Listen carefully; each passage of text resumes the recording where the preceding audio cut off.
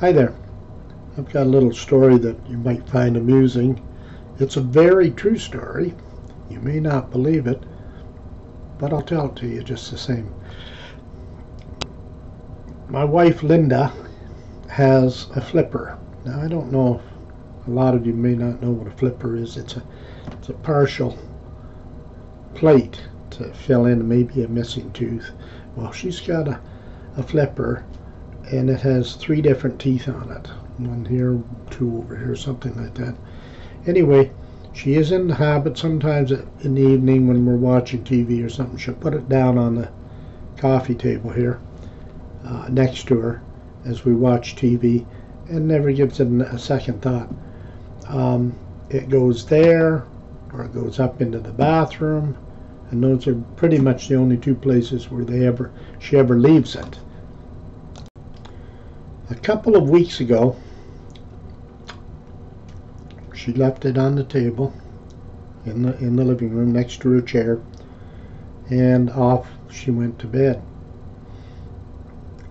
I followed directly and never thought about nothing unusual had occurred.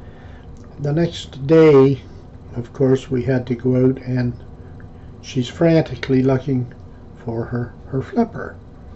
Have you seen my flipper? Well, no, I don't wear your flipper, so I don't know where it is.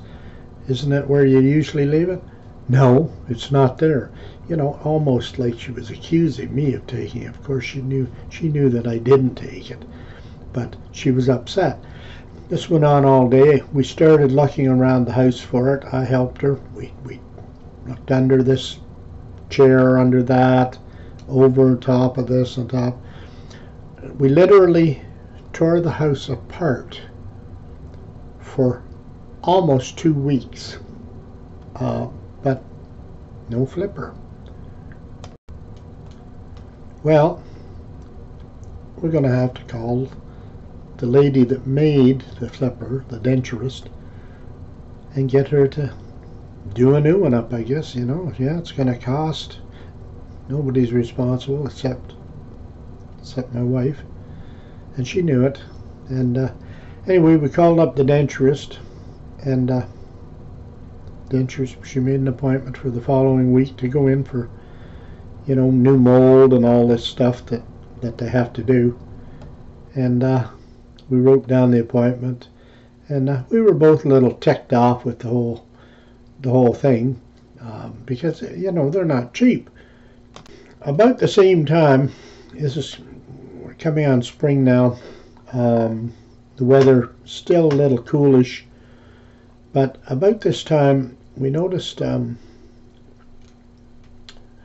mouse droppings on my desk and in the kitchen on the table. And we knew it was that time of year. Get the traps out. Sorry for all you animal lovers out there, but the mice don't live with us. We like to live. We prefer to live without nature moving in on us, if you get my drift. So we set up traps and everything else and left them there. And for the next few days we're checking. No mice. I guess maybe he left. It's getting, like I say, it's getting spring. It's getting warmer now, so maybe he decided he didn't want to stay in the house anymore, which was just fine with us. Meanwhile, days are ticking down to the appointment to get a new mold taken for her denture. And in the meantime, I have some work to do around the house here, and I'm wanting to paint in one room, and I'm checking the molding down around the floor to see what I'm needing in the way of caulking, stuff like that. And I noticed something pink underneath a piece of molding. There was a slight gap, just about a half an inch maybe, underneath this piece of baseboard. What the hell is that?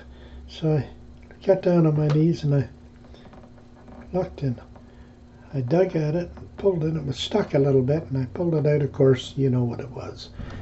It was her flipper.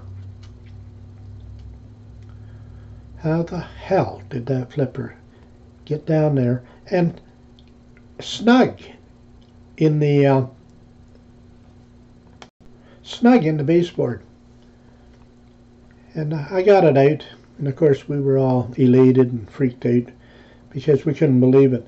But it looked like Mr. Mouse had actually, this is all we can figure, Mr. Mouse had actually gotten up on her table, her coffee table, taken the denture, pushed it down on the floor, and dragged it all the way to the baseboard, which is about 20 or 25 feet away from.